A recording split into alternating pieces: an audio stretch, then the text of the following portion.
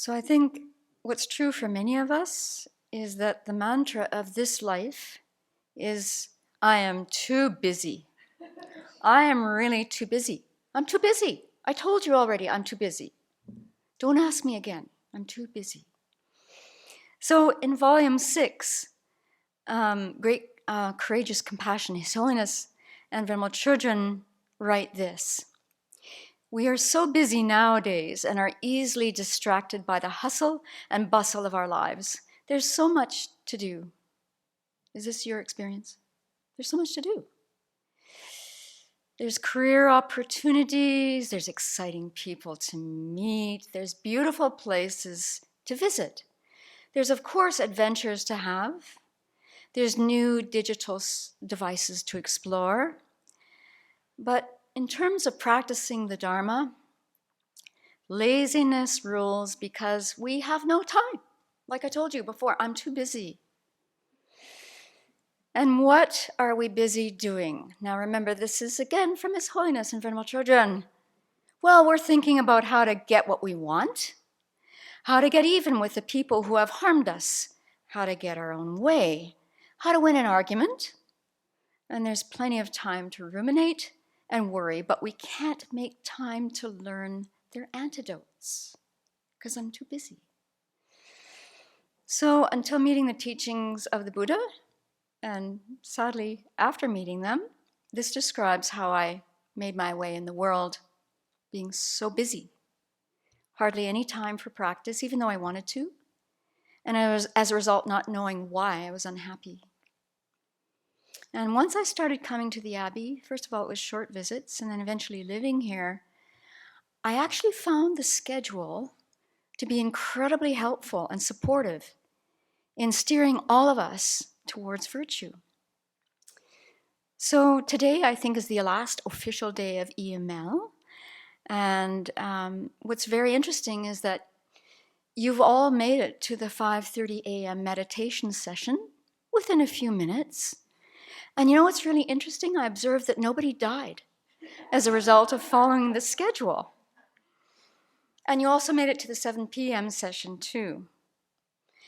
And so we're rejoicing in what you've offered in your time here, what you've given to the Abbey.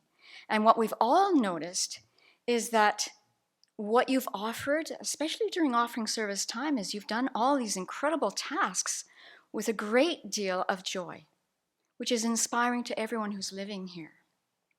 So I'd like your help in remembering back to when you first came here. What are some things that you've done since coming to the Abbey this visit? Well, you moved more than 5,000 books from the Chenrezig Library to the Buddha Hall Library. What else have you done? Cut grass. Wash dishes. Move the Buddha. We're going to get to that in a moment. But let's go back a little bit further. Who worked on the pavers? Where's Jack? Where's Jack? Ash, you and Jack and Venerable Dicky, anybody else? Juan Carlos. A number of people worked on those pavers. They look beautiful. Venerable Children remarked on the fact that the day the pavers arrived and you helped unload them, it was done with a whole group of people. Everyone was laughing and talking. How long did it take, Venerable Dicky? 15 minutes. How much did each one weigh? 23 pounds a block. Venerable thinks it happened faster. Maybe for some of the EML people, it felt longer. But it was done, and they look really beautiful. And what else did you do? We're going to get to the Buddha in a minute. Cut apples. Working in the forest? Did anyone work in the forest? I think most people did. And you're helping keep the Abbey safe with this fire season that we're in. It's really intense today as a red flag day. Who worked in the garden? Many of you. So now we're going to get to the pinnacle of what you offered here. So yes, yesterday, who would have imagined, did you have this in your plans when you were thinking about EML, that you would have the opportunity of moving 3 Buddha statues into the main hall? Who had that in their plans? Yeah, nobody. And it was such an incredible event to just witness. And yesterday, was it yesterday this happened? No, Wednesday. At 9 o'clock in the morning, Venerable Tarpa and I were meeting, and Venerable Damcho, we were meeting with Peter, and we thought we were going to talk about the plan. Well, we didn't talk about the plan. It just went into action immediately. And so everyone was rounded up. You were very joyful and willing to do this. And how many people were actually moving the Buddha? There was at least 50, it was all of the EML folks, I think. At least 15 people were moving it. And it was just so incredible. And my favorite part, just looking at all of that, was, when we were looking at how we're going to get Shakyamuni Buddha through the doorway, the 8-foot-tall doorway, which it would have made if there wasn't a door jamb in it. But of course, we didn't have the door jamb in mind 3 years ago when we were looking at, is the opening tall enough? It was without the door jamb. And so to get, our minds together and figure out how to get this huge, I don't know, what does this weigh, Peter? What does Shakyamuni Buddha weigh without his head? Many hundreds of pounds. And so when we were about to take the Buddha through the first opening, another very interesting situation arose, which I really want you to keep in your memory and your experience, because this is a very gross example of different perspectives. So here's what happened. The people on the outside, looking at where the Buddha needed to go in, could see clearly it was not going to make it through the opening. There are some people on the inside looking out who kept yelling, "Yes, it's going to make it. Go for it.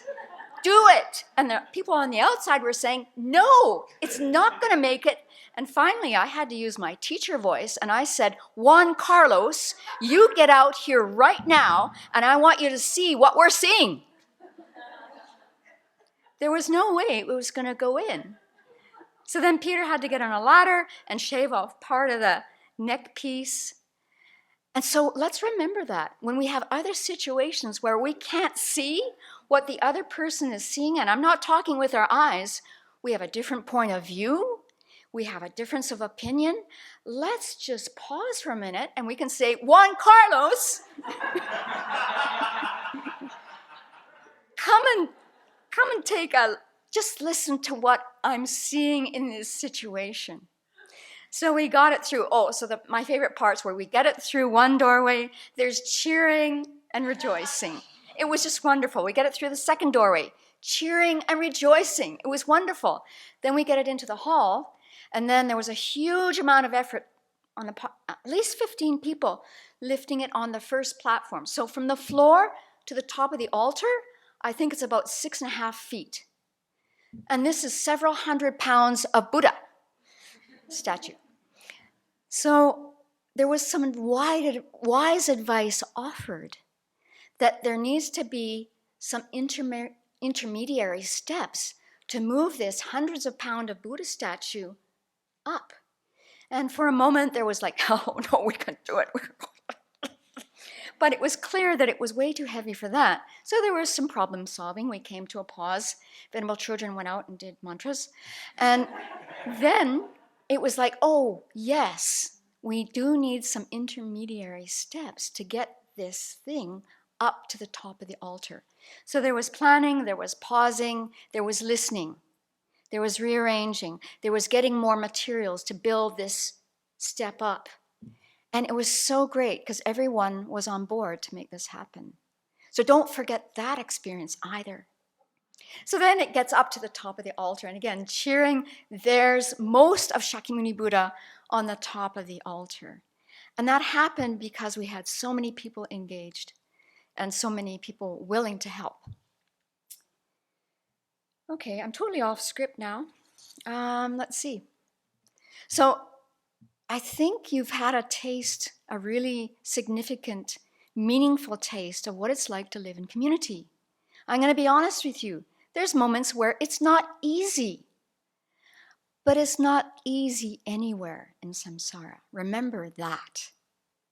And certainly the more time you spend here, you'll see the benefits of doing things with a number of people who have different opinions, and all you have to do is say, Juan Carlos.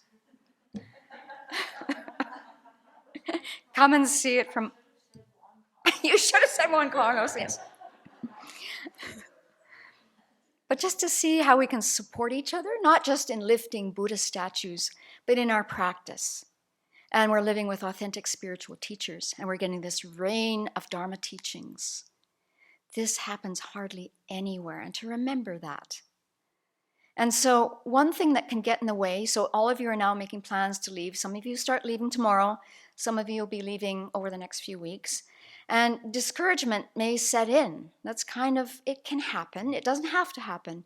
But if it does, this is what His Holiness and Venerable Children say about this. Discouragement destroys joyous effort. You've all experienced that. It may arise for several reasons. Sometimes we want to develop a certain skill or to help others, but our work does not turn out as we wished or planned. And His Holiness says, this happens to me too.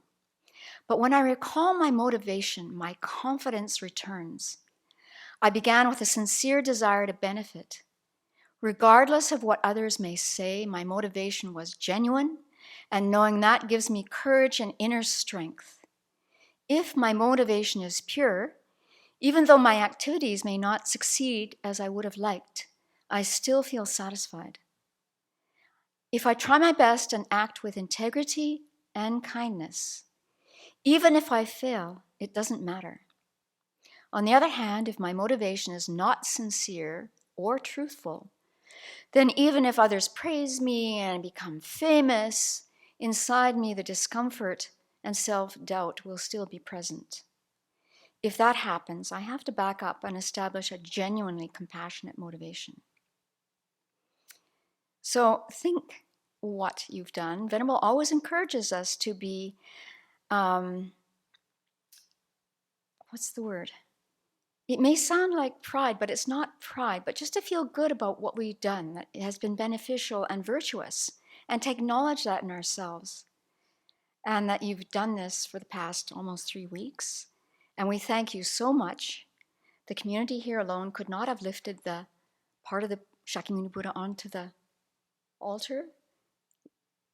Lives might have been lost, who knows? But you helped us do that, so thank you so much. And keep practicing.